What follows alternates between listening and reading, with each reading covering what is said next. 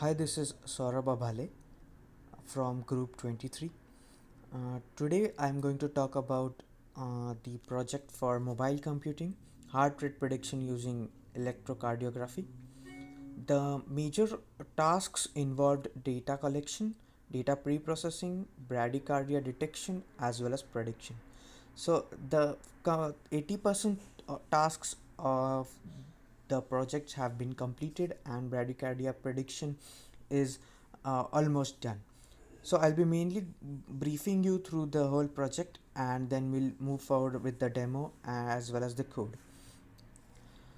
The two tasks of data collection and data process pre-processing involved collecting data using the ECG sensor for over a week and which was collected by individual group members.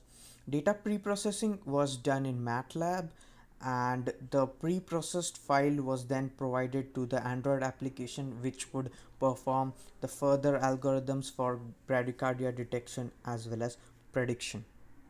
Now I hand over the demo of MATLAB data pre-processing to Sushant.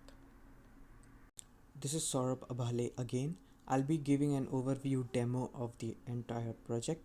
Let's start with pre-processing the input pre-processed file given to the Android application to detect bradycardia as well as predict it. Let's start with processing the input. Uh, in the input processing process, generally uh, the peak detection algorithm is implemented to calculate heart rates from the detected peaks. Then the heart rate versus time graph is plotted with respect to as well as the heart rates where bradycardia was detected is will be shown on the graph. Other than that, variance with respect to time is also being plotted. As you can see, there are two radio buttons given. So generally, this algorithm has detected that it has a bradycardia uh, detected in the file, as well as it also showed the performance time of the algorithm, which was approximately 30 to 35 seconds. So other than that, the algorithm implemented here to detect bradycardia is using a threshold value of 60 and annotating the values where the bradycardia is starts to be predicted using the variance. So this application mainly detects the where bradycardia has been detected at individual heart rates. So as you can see, the red line detects or the red graph detects where bradycardia has been detected. So the ideally the collision of the blue and the red lines will show us at which specific points or heart rates the bradycardia was detected. Also, we have plotted the graph as mentioned in the instructions, variance versus time, which shows the variance of heart rates, individual heart rates with respect to time. Now I'll hand over the demo part or the rest of the video part to Yash and Tanmay to explain the code.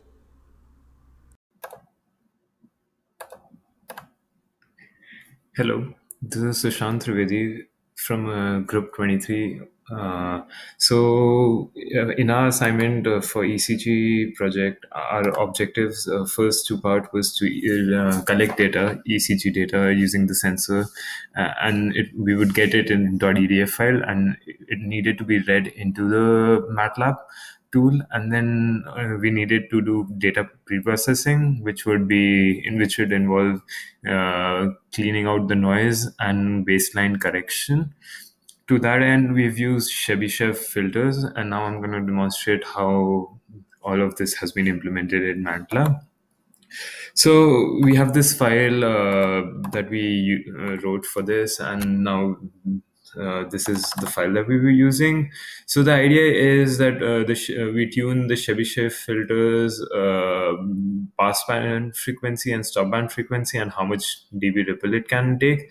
So by doing a frequency domain filtering, we can clean up the data.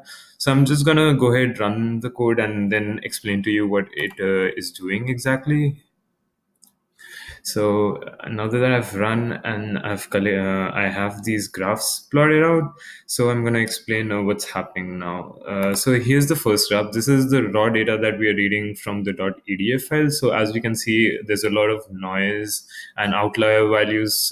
And when you zoom in, you also notice that there's a lot of baseline errors. That this is not meaning about zero. So I'll just zoom in and show that to you. I think I just didn't zoom in it. Yeah, there you go. So there's a lot of baseline errors, and as you can see over here too. So now in the second graph, what I did was I filtered out all the outlier values, and this is the ECG signal remaining. Now, so all when you zoom out in this graph, so I have filtered all these outlier values that are just out of range, because as we know, ECG signal needs to be between 1 and -1. Actually 1.5, but then yeah. So I've put a criteria for 1.5, and then this is the signal. So on this signal, I've applied a Chebyshev filter to correct for baseline corrections and noise. And by doing this, I've also on the filtered output of information that I get, I've applied the RP algorithm that's been provided by this. So as you can see, when you zoom in, you're able to see corrections in terms of baseline, and the noise is filtered out. As you can see, there's no variations overall, and the RP algorithm is able to identify, for the most part, a lot of frequency RPs correctly over the span. So the idea, what we did in order to apply RP accurately, was a sort of a receding window idea, where we would just apply RP for a particular part of the signal, 8-hour data, and then so on. Now, this worked well because the way RP works is it takes figures out the value for an RP mean value, and then sets up thresholds within which it looks for peak values, and then identifies those as R peak.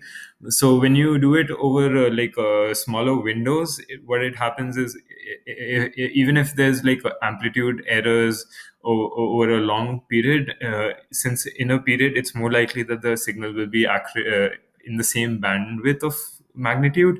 So it correctly identifies your R peaks very accurately. So as can be seen over this sample of set, this is actually just one set of sample. There's not the whole 8-hour, but we've tested it out sequentially. So I'm not going to show it here, but yeah, it's there. Now, after doing this, so what plotted is using that ECG signal, we calculated heart rate signal, we calculated the deviation of the heart rate, and then the variance. So the green signal is your variance, red signal is going to be your deviation, and the blue one is going to be a heartbeat. So as you can see, this is heartbeat, this is the deviation from the mean of this heartbeat, and this is the variances plot.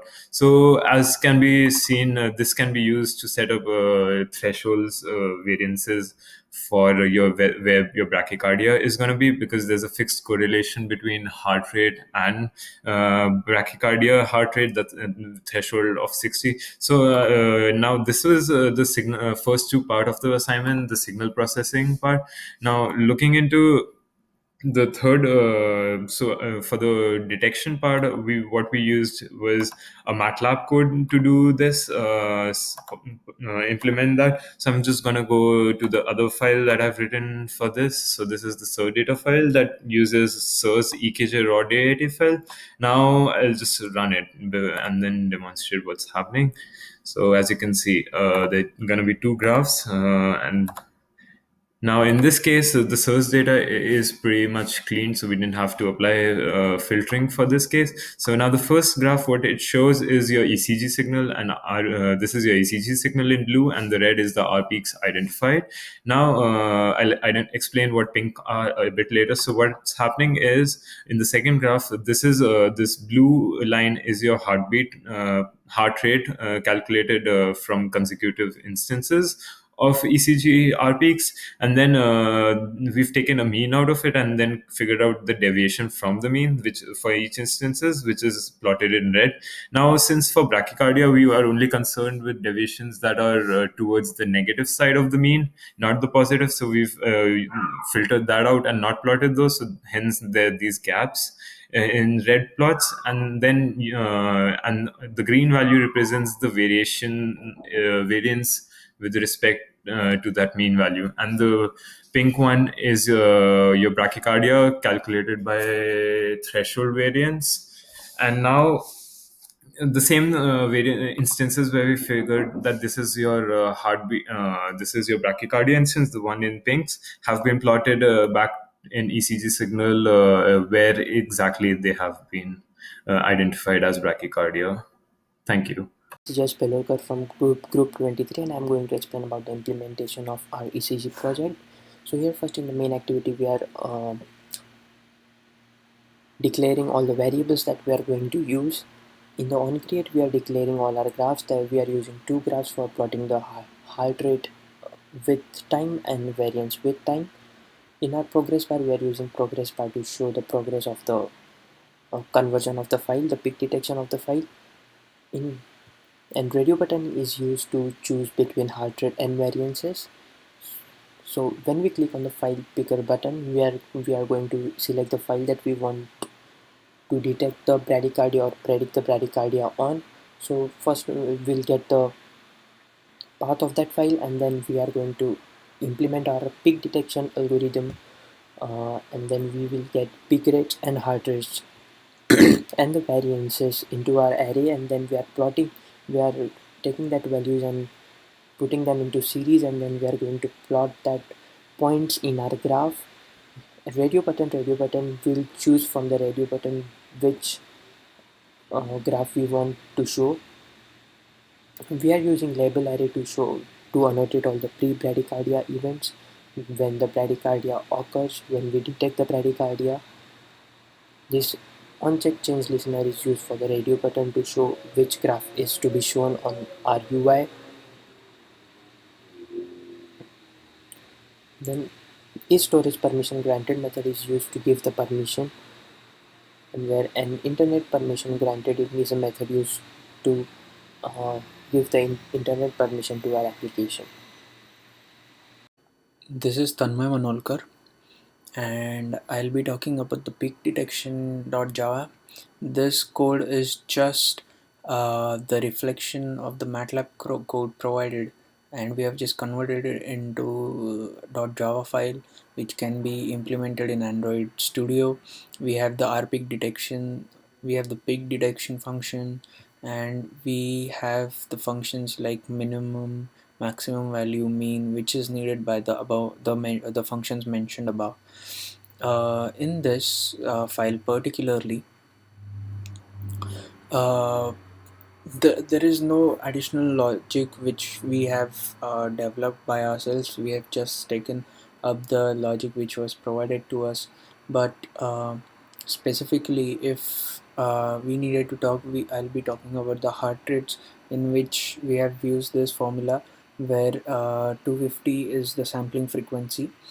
We get the heart rates, we get the data, we convert it into heart rates, and then in the main activity.java we are having mm, we are having a